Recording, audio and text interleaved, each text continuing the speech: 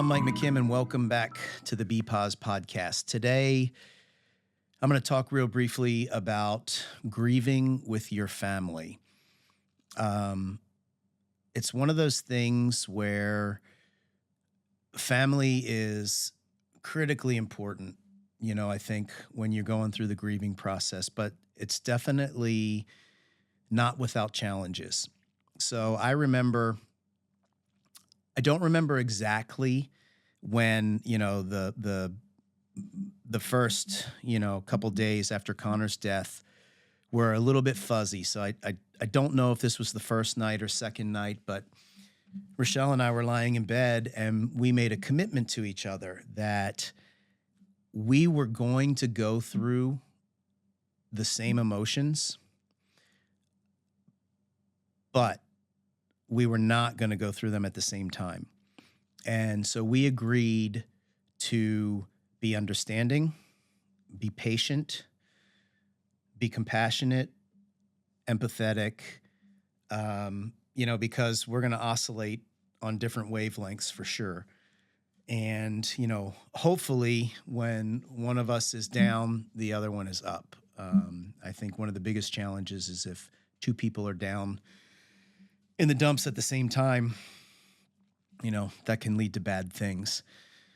So we've been really good at understanding and recognizing and acknowledging, when we're having a moment, and they come and go like without warning.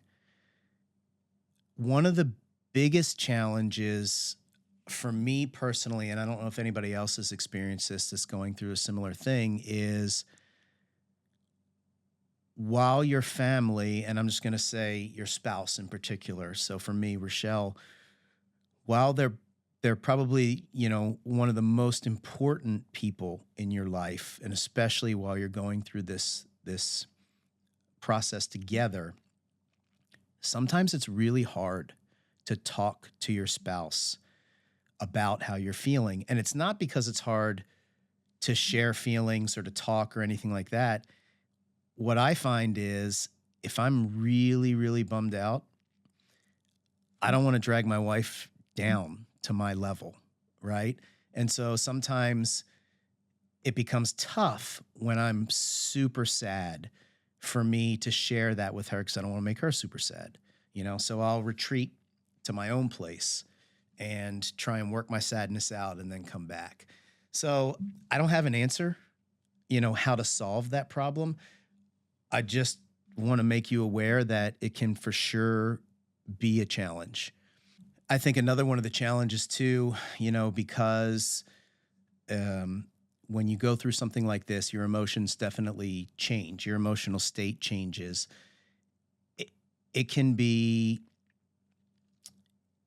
really tough to not take it personal and to not think that the other person is upset with you or angry with you if they're angry or something like that. So it's just another landmine to try and avoid. Like, we do our best to not internalize when one of us is not our normal self, right? We try to acknowledge the fact that, this is not about me or not about Rochelle or not about my son Cole. This is about, the situation we're in with Connor. And that one can be really tough because sometimes it does feel personal, but the reality is it's really not personal. So just keep that in mind, when one person is going through something that chances are it's probably not about you. Do your best to be supportive.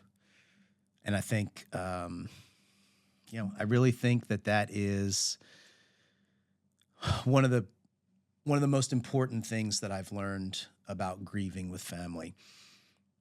The other thing is, and I've said this before, right off the bat, when we sat down as a family, my statement was, look, we're going to go through a lot of emotions, but there is no right or wrong way to grieve. Since then, I've kind of amended that thought because while maybe there's no right way to grieve, there 100% is a wrong way to grieve. And I know, me personally, I went through, you know, a few days where I tried to kind of numb myself with alcohol, which 100% is the wrong way to grieve. So not only, is it, not only does it make you more sad and it's bad for you. And look, I'm not a teetotaler and I'm not against alcohol or anything like that. That's not what I'm saying. But it can definitely take a mild depression and drag you down into a pretty serious depression. So, there's that, the sadness level. And then the other part is, here my wife is trying to grieve the loss of our son. And now she's got to worry about taking care of me at the same time, which is incredibly unfair. So while you can say there's no wrong way to grieve, with a broad brushstroke, there are definitely wrong ways to grieve. And turning to any sort of substance abuse to try and, escape reality is definitely not the right way. So, there's a million other things and caveats and, little nuances about grieving with your family for sure. But high level, I mean, those are some really big ones that I feel like for me, as I've learned them, have been very helpful for myself and for my family. So, as always, just do your best to be positive until we see each other again.